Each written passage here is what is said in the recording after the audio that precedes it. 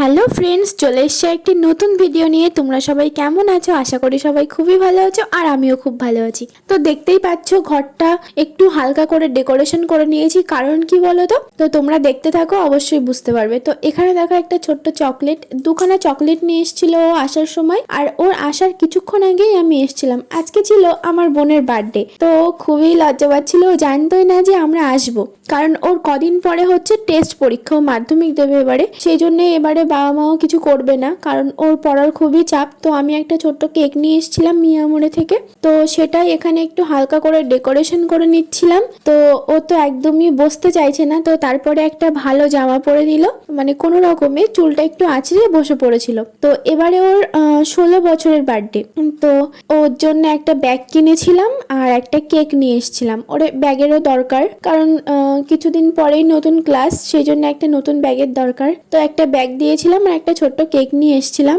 ছোট করে একটু, যাতে ওর ভালো লাগে। সবসময় তো পড়ার মধ্যে থাকে, সেই জন্যই এসেছিলাম। দেখো ও একটু খুশিও হয়েছিল।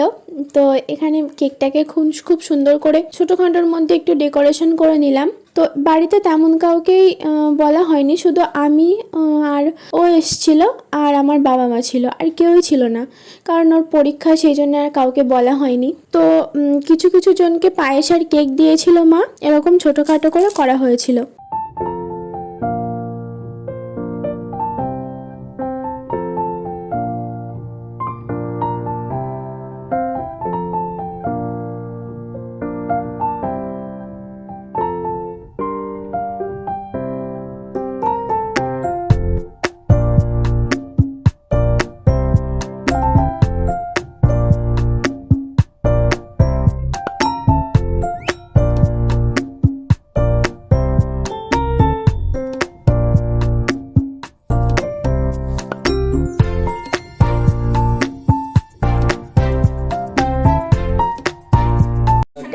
To you, happy birthday to you, happy birthday to you, dear Shanita, happy birthday to you, happy birthday to you. হ্যাঁ,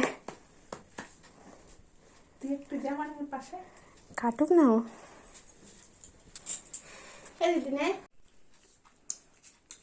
এইটাই সুন্দর। গিফটটা দাও, গিফটটা দাও। Happy birthday.